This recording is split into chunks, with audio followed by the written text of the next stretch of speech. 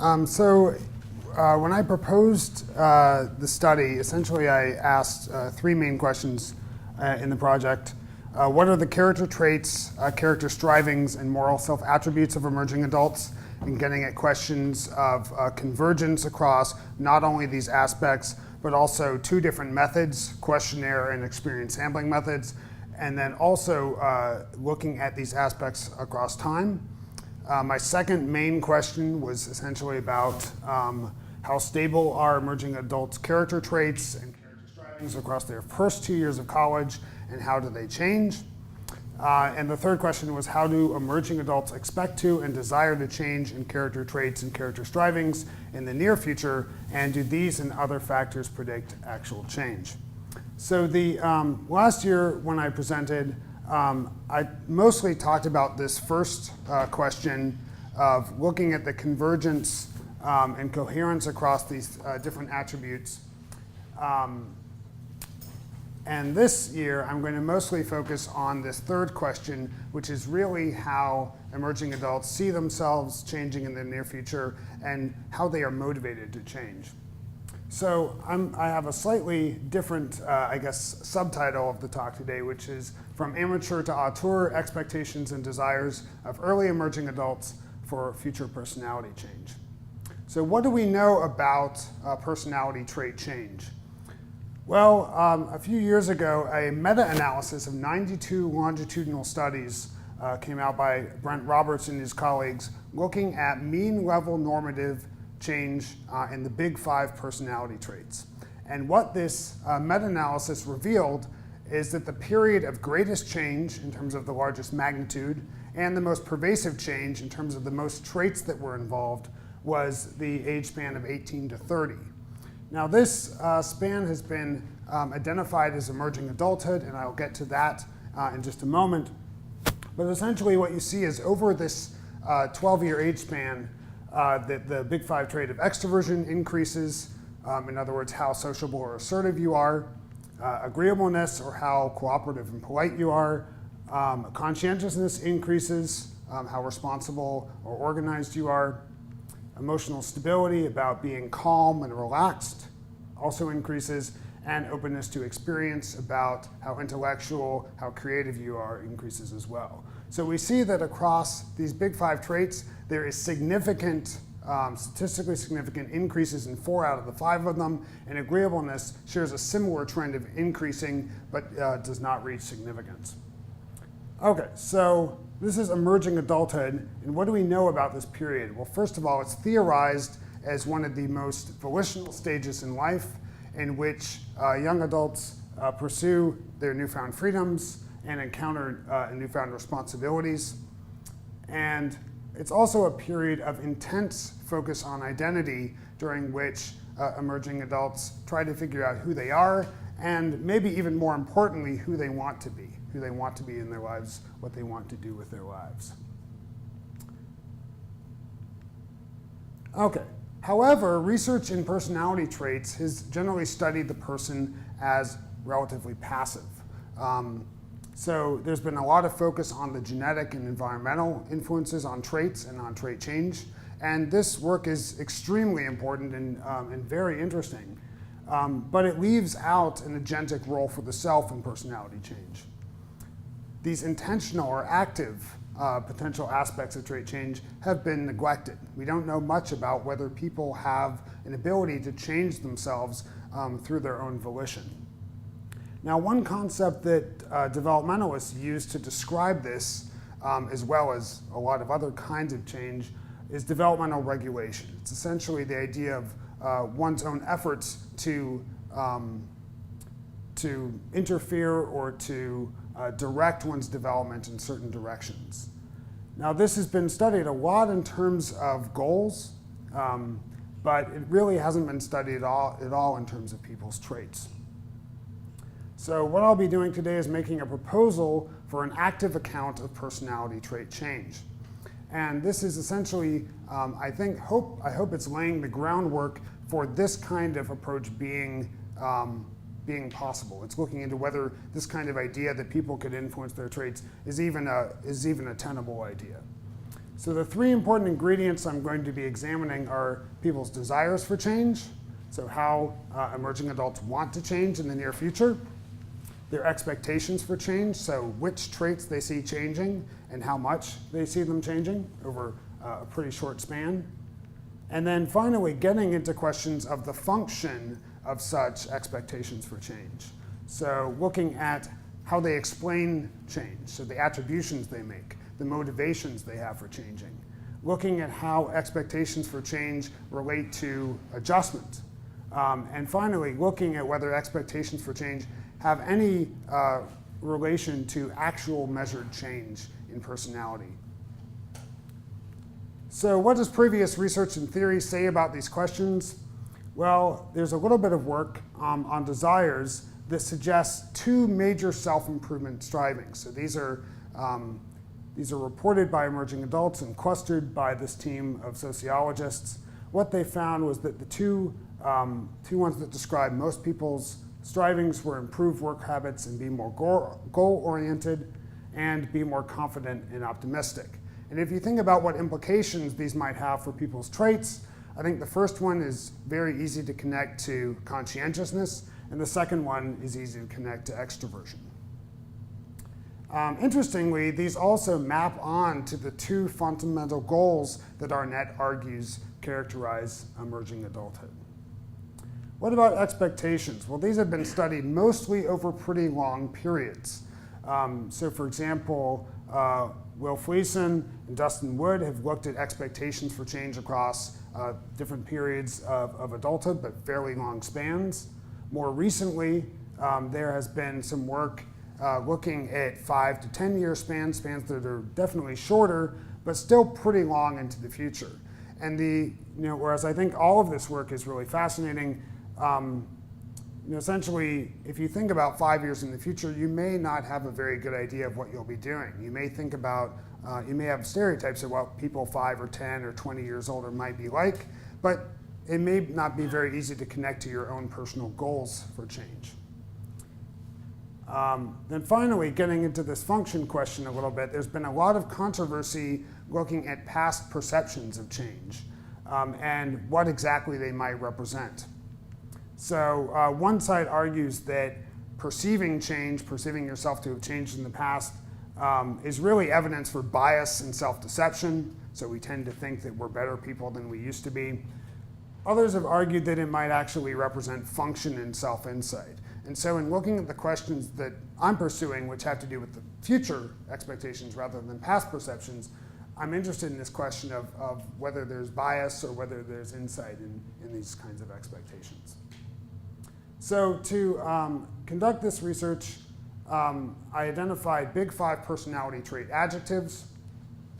These included 2 completely non-overlapping sets in studies 1 and 2.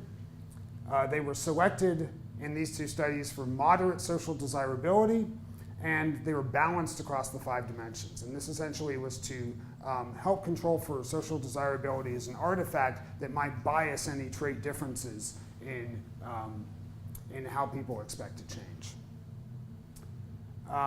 These trait adjectives were rated in terms of frequencies of average behavior from a 0, never, to a 10, always scale.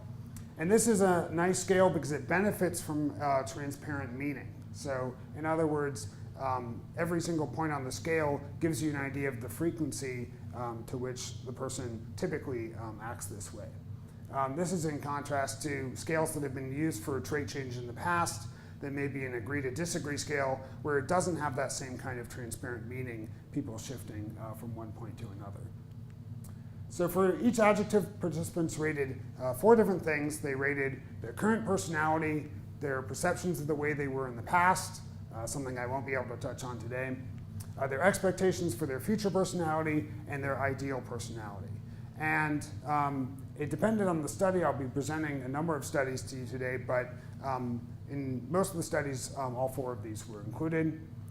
The nice thing about these is that they allow us to calculate discrepancies where we take a point further in time and subtract out a point previous in time. So we would, for example, we would take someone's future idea of what they were like and subtract out their current personality.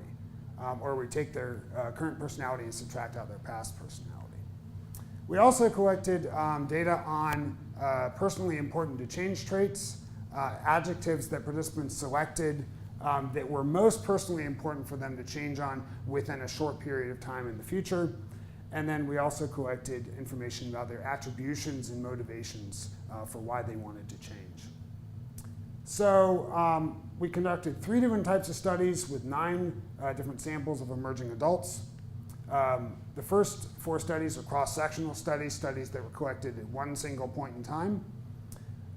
And these were collected mostly for replication purposes, but also getting into facets of personality traits. Then there's the WUS's longitudinal study, or the Willamette University College Experiences study. And this study we've conducted over the last 2 years, tracking participants from before they got to college, right before they got to college, through the end of their sophomore year. And this allows us to ask different questions about how measured change and expectations line up. And then finally, we've recently conducted some cross-cultural studies that attempt to look at how these findings compare in Japan, Russia, and the UK. Okay, so let's start out with the first of these 3 important ingredients, people's desires. So this is asking the question, are some traits personally important to change? So basically, this is the question, or the element that I described before, where participants are selecting traits from a list that they think are most personally important to change on in the next few years.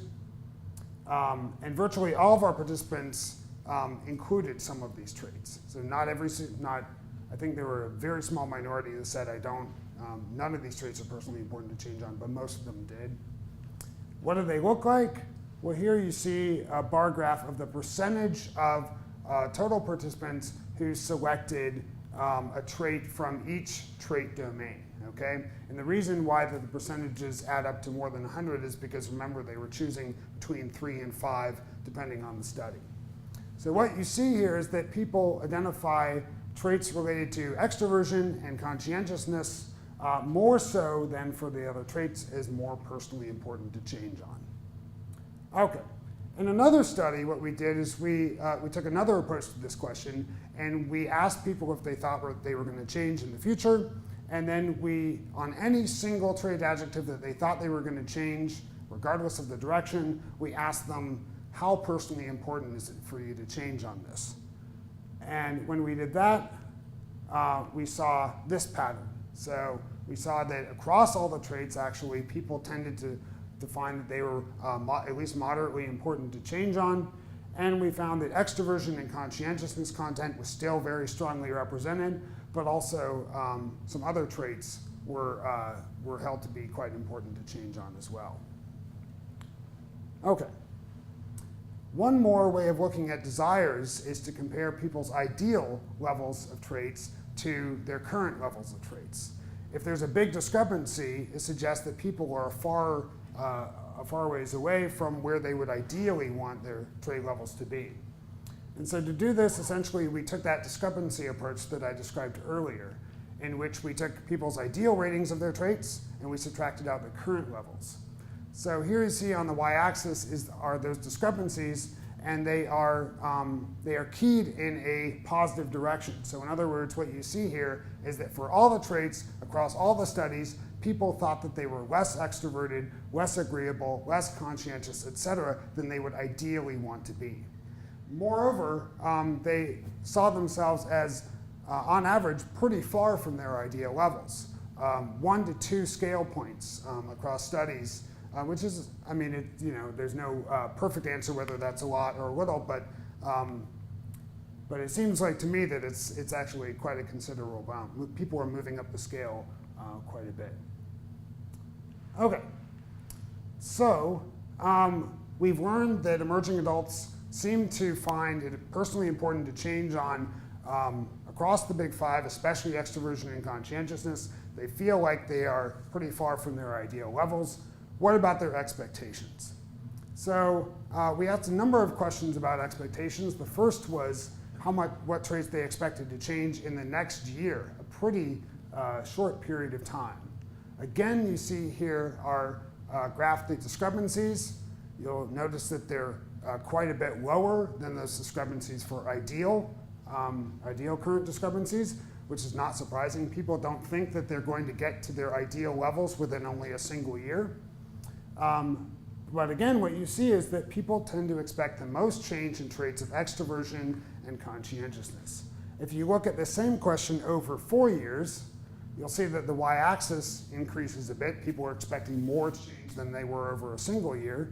But again, it's extroversion and conscientiousness content that people are expecting to change on the most. Okay, so this is getting at the average person, what the average person is expecting, how they are expecting to change. But it doesn't really get the question of whether different people are expecting to change in different directions, which could still be possible even if the average person is expecting to increase in positive ways. So to do that, what we did was we essentially broke down the discrepancies for the next 4 years into 3 categories. Negative discrepancies, people thought that they were going to decrease. 0 discrepancies, people that said, I'm not going to change at all. And positive discrepancies. And what you see when you do this is essentially the percentage of people that expect to increase in the next 4 years is the vast majority of the emerging adults. Now, certainly this column includes people that are, on average expecting to change 0.02 of a scale point, a very small amount. So to look at the question about whether people expected sizable change, we essentially included people in this last column that expected to increase at least a scale point on each of the dimensions.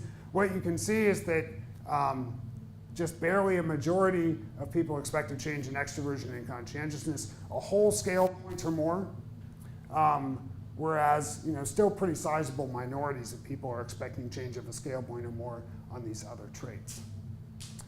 Okay, so this is interesting, but might it be the case that people have expectations that vary all over the place? On Monday they want to change in extroversion, on Tuesday they want to change in agreeableness. We thought that could be a possibility, and so what we did in study 5 and 6, which again were 160 of the same participants, was we looked at the stability over time of people's expectations. So we essentially looked at their size and direction of expectation from 1 month to another month. And what we found was moderate stability. So people were generally expecting to change relative to other people in a pretty stable manner.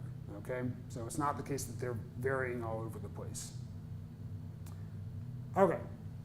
So, getting to the cross-cultural results, we are interested whether this was just a hallmark of Americans.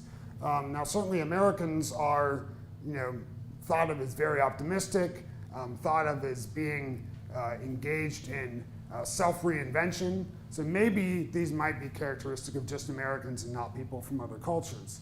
So to do this, we compared expected changes across 4 years across these 4 cultures. You can see here, I already gave away that the people from the UK tended to be very similar, not only in their magnitude, but also in their profile of expected trait changes. Fair enough, perhaps people from the US and the UK are not that different. So we also looked in 2 other cultures to see whether expected changes might be greatly diminished. And what we found, what did we find? There we go. What we found is that it wasn't the case that people had much more modest expectations in other cultures. Generally, the profile was pretty similar. However, we did find some very interesting cultural differences. In Japan, for traits of agreeableness and openness, we actually found that participants expected to change more than people in the other cultures on these traits. And I think that might speak to some interesting differences in cultural values that might be driving these expectations. Okay, so I've talked about the fact that emerging adults desire change. I've talked about the fact that they expect quite a bit of change in the near future. What about how people explain change, or what might be the functions of this change? So we looked at people's attributions. We assessed 4 dimensions for every single trait that they rated. So for every trait they rated, in terms of how they expected to change in the next 4 years, they rated how difficult they thought it was going to be, whether they thought it was going to be due more to their own efforts or due to the circumstances, whether they were motivated by future goals that they wanted to accomplish or current problems, and whether they were more motivated to change because of to be successful or to be a better person. Okay, so are expected changes attributed as difficult? I think this is an important question if you're going to put together a proposal for active change. It might be the case that people desire to change, they expect to change, but they expect it to be so difficult that maybe it's completely unrealistic. Well, certainly if you look at how they tend to, how difficult they expect to change will be, they expect it to be moderately difficult. So they're neither extremely optimistic that they can change themselves easily, nor very pessimistic that it will be very difficult. What about their personal effort in this? So what we see here is that for more traits than not, people tend to attribute change more to their own efforts to change themselves than to how the circumstances will change them. Maybe not so much for emotional stability, that's closer to circumstances, but for most traits it's above the midpoint. Now to break this down a little bit, for this particular question, we thought we'd look at people's individual responses across the scale. And so when we do that, and we break this scale into 5 equal pieces, essentially what we see is that people are really attributing change for 4 out of the 5 traits due to their effort, whereas for emotional stability, they're much more likely to attribute it to circumstances. So traits may differ importantly in how people make these attributions. Okay, 2 more sets of attributions are changes motivated by people's future goals versus current problems.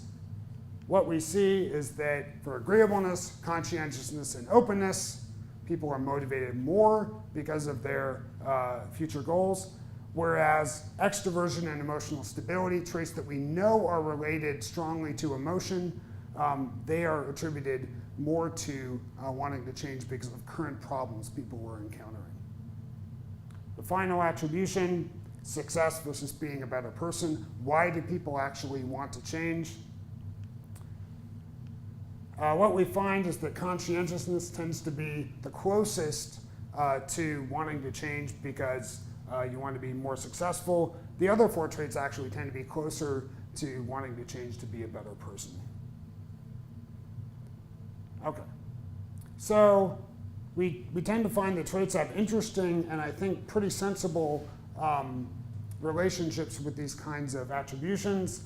What about expectations and their function in terms of adjustment? Why are people expecting to change? Could it be that people are expecting a lot of change are simply very unhappy with their current lives? So to answer this question, we included 2 indicators of adjustment, self-esteem and life satisfaction. And then we basically looked at whether people's expectations, their discrepancies, how they were correlated with these 2 adjustment indicators.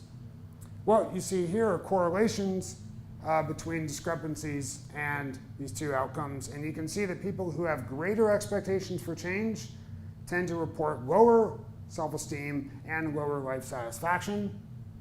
However, we thought that perhaps one influence on these correlations might be the fact that we know that these traits are related just in terms of people's current levels to these adjustment indicators. So we controlled for their current levels. And what we found when we did that was that the correlations were, in most cases, were pretty strongly attenuated. So they dropped quite a bit. So most of them for self-esteem were no longer significant. And for life satisfaction, they were, most were still significant, but they dropped. Okay, so what this suggests, I think, is that it's not necessarily that having expectations is maladjusted. It might be the case that they're, some of these are still significant correlations. They're still of, modest size, people who have greater expectations might be slightly worse off in terms of these characteristics, but there's not a very strong association between adjustment and having greater expectations. Okay. Do greater expectations result in more change? I think this is a very complicated question. I think it might be best addressed experimentally. But what we were able to do is to actually track people throughout the first 2 years of college and look at whether their expectations at the very beginning of college had any relation to whether they changed and how much they changed. So right here we're comparing their expectations at the beginning of college for the end of sophomore year with their actual measured change across those years. And what we found was that there were modest to moderate positive correlations. So people who expected to change more at the very beginning of college actually did change more. So I think this is pretty exciting. We'd like to follow this group for 2 more years because, quite honestly, the amount that people are changing across 2 years is relatively modest. And so if we extended this for another 2 years, we'd be a little bit more confident that this is actually tracking. But I think it's actually pretty exciting evidence so far. I'm sorry to interrupt. It wasn't very modest, but keep going.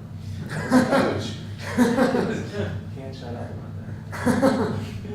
We might disagree about the size of them, but I'm trying to be modest in my presenting of the correlations.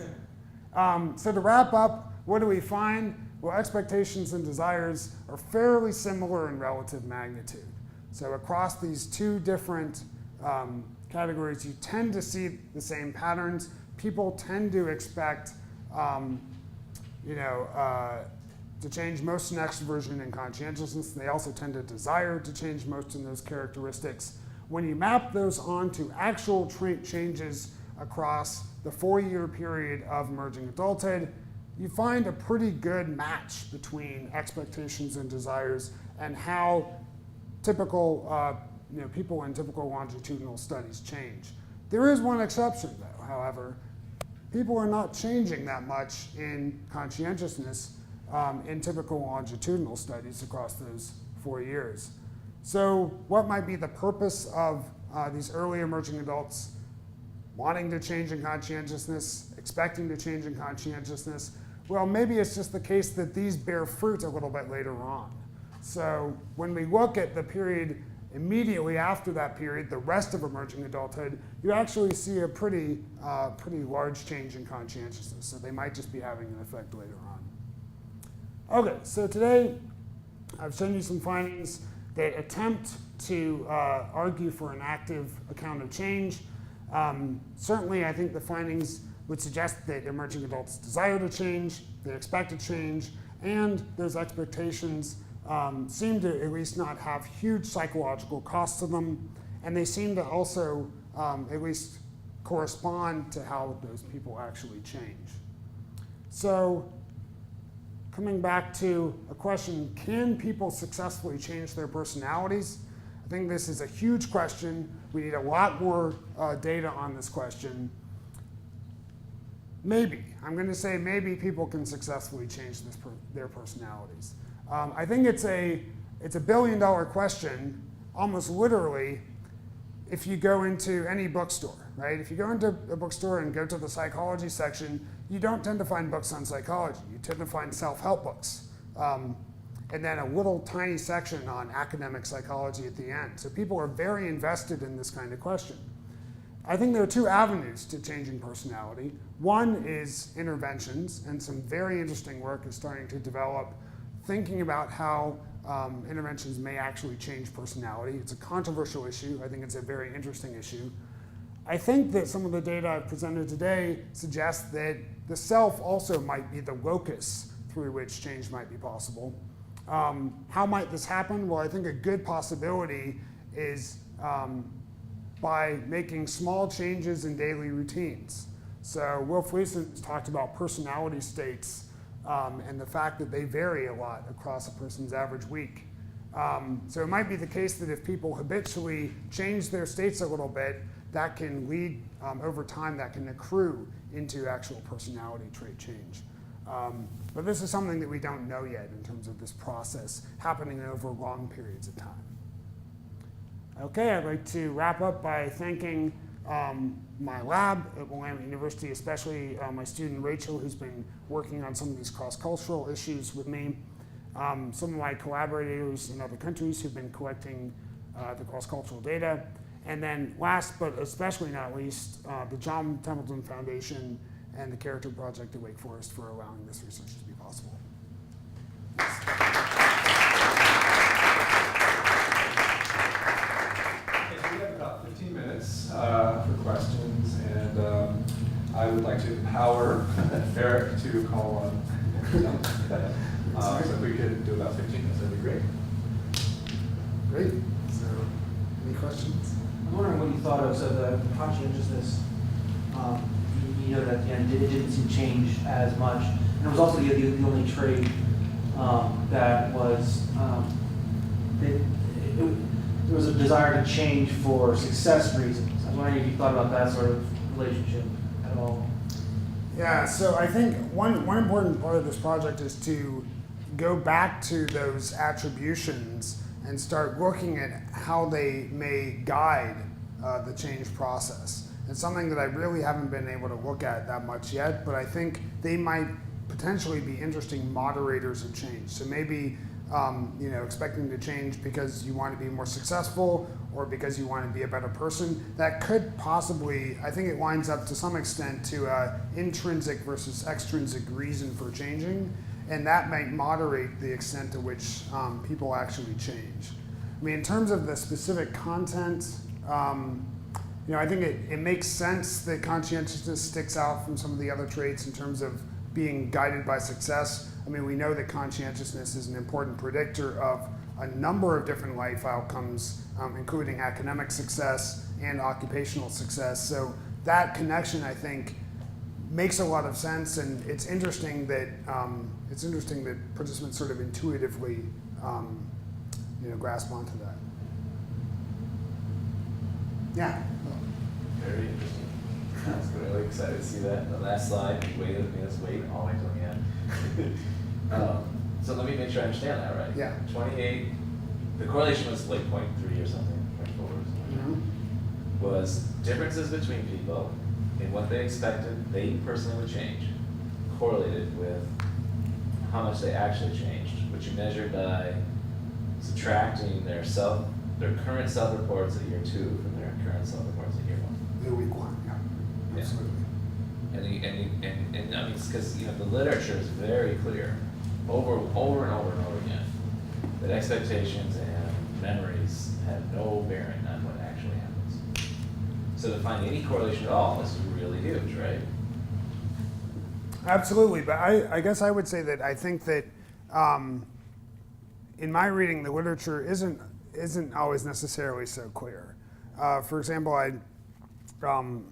when I was in graduate school, I did a study looking at how perceptions of past change map onto actual personality change, and those correlations were actually in sort of the same relative magnitude of this. Yeah, they're around 0.2, 0.3. And that actually, we didn't measure perceived change actually as well as we did here. But then it's a controversial area. So I guess I would say that I was surprised by these results, and I think in some ways heartened by these results. But I think there is some evidence from past work that would suggest that these kind of results. Well, I would say I wasn't surprised, but quite very hurt. I mean, I think it's wonderful, and I think because it really suggests that obviously you didn't experimentally assign people conditions, but I mean that's really big. If you can expect to become more extroverted or more friendly or more generous or more intellectual, if you can expect those things, you aren't going to become them. Yeah. That's huge. In 2 years. No, 1 year. It was 1 year. 2 years. 2 years. In 2 years, you can make that change. That's so heartening for potential for self-improvement. So. Yeah, I think it is. I mean, I think one thing that we haven't looked at, but we really want to look at, it's a pretty massive data set, is looking at the facet level, and that's something that I basically completely glanced over in this talk, but I think it might be the case that some facets are easier to change on than others. And it's partly also why I'm interested in looking at the year 4 results 2 years from now, because it might be the case that all the big 5 look pretty similar in terms of these connections, but there might actually be important differences in how expectations map onto actual changes. It might be the case that that some traits are easier to change than others through expectations and the resulting behaviors that probably guide the development of those traits. Yeah.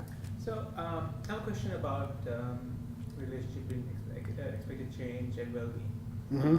And I guess it intuitively made sense that there would be a negative relationship, because if you care about changing yourself, then you shouldn't be satisfied with how you are now, right? Mm-hmm. You should think that things are absolutely great, but you're pushing yourself to change.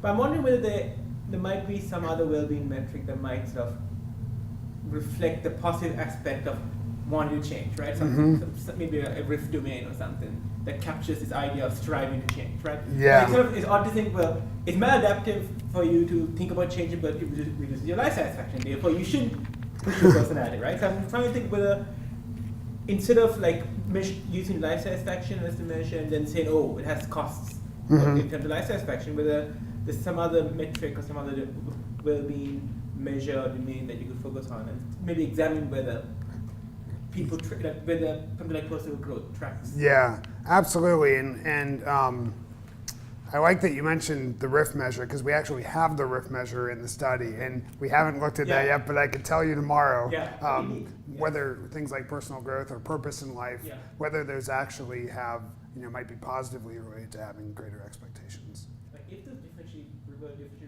this, that would be a cool neat finding in itself. Absolutely, yeah. I think that would be really interesting. Yeah. So I might have missed some details about your populations or some of the measures you have that might speak to this.